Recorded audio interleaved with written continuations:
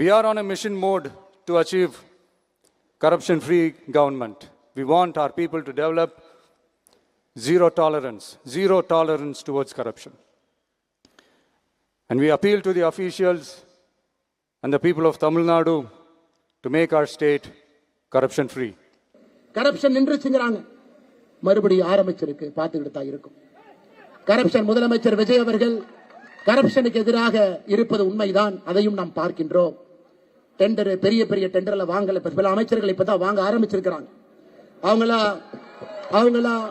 அவங்கள ஓட்டுக்கு பணம் கொடுக்காம வந்துட்டாங்க. சில அமைச்சர்கள் சொல்றாங்க, எங்கிட்ட ஆடியோவே இருக்கு. அவங்கள ஓட்டுக்கு பணம் கொடுக்காம வந்துட்டாங்க.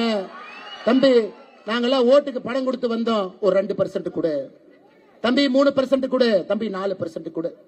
இது முதலமைச்சர் விஜய் அவர்கள் கவனத்திற்கு இப்பவே கொண்டு வர்றங்க ஐயா. ஒரு வருஷம் கழிச்சு நாங்க பிரச்சனை பண்றதுக்கு முன்னாடி நீங்க எப்படி இருக்கிறீங்க, அதை உங்களுடைய அமைச்சர் பெருமக்களுக்கும் அதை அறிவுறுத்துங்க. நேர்மையான ஆட்சி. நீங்க நேத்து சுதந்திர தின உரையில் சொன்னீங்க, தமிழகத்துல கரப்ஷனை நம்முடைய காலத்துல ஒழிப்புங்க ஐயா.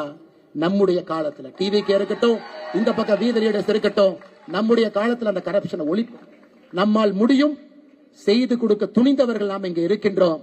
ஆட்சி அதிகாரத்துல யாரும் உட்கார்ல. இங்க இருக்கிறவங்க யாரு எம்எல்ஏ இல்ல, யாரு எம்பியா இருந்ததில்ல, யாரு மந்திரியா இருந்ததில்ல.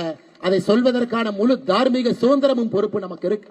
அதனால கொஞ்சம் கடிவாளம் போடுங்க ஐயா, லூசு விட்டுறாதீங்க. கொஞ்சம் சனிக்கிழமை ஞாயிற்றுக்கிழமை ரிவ்யூ மீட்டிங் எடுங்க.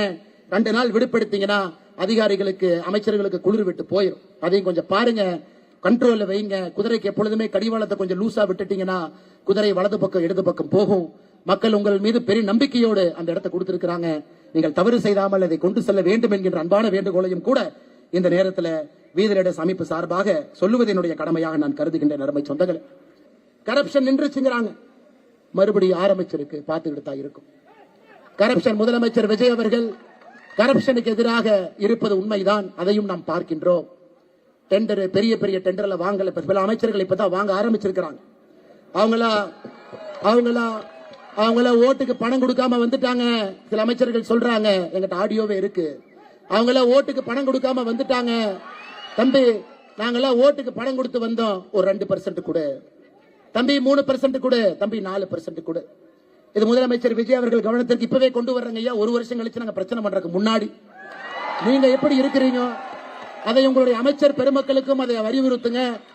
நேர்மையான ஆட்சி. நீங்க நேத்து சுதந்திர தின உரையில் சொன்னீங்க, தமிழகத்துல கரப்ஷனை நம்முடைய காலத்துல ஒழிப்புங்க ஐயா. நம்முடைய காலத்துல டிவிக்கு இருக்கட்டும், இந்த பக்கம் வீதி லீடர்ஸ் இருக்கட்டும், நம்முடைய காலத்துல அந்த கரப்ஷனை ஒழிப்பு நம்மால் முடியும். செய்து கொடுக்க துணிந்தவர்கள் நாம் இங்க இருக்கின்றோம். ஆட்சி அதிகாரத்துல யாரும் உட்கார்ல. இங்க இருக்கிறவங்க யாரு எம்எல்ஏ இல்ல, யாரு எம்பியா இருந்ததில்ல, யாரு மந்திரியா இருந்ததில்ல. அதை சொல்வதற்கான முழு தார்மீக சுதந்திரமும் பொறுப்பு நமக்கு இருக்கு. அதனால கொஞ்சம் கடிவாளம் போடுங்க ஐயா, லூசு விட்டுறாதீங்க. கொஞ்சம் சனிக்கிழமை ஞாயிற்றுக்கிழமை ரிவ்யூ மீட்டிங் எடுங்க.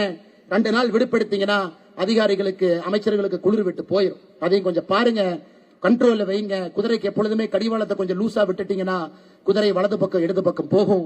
மக்கள் உங்கள் மீது பெரிய நம்பிக்கையோடு அந்த இடத்தை கொடுத்திருக்கிறாங்க.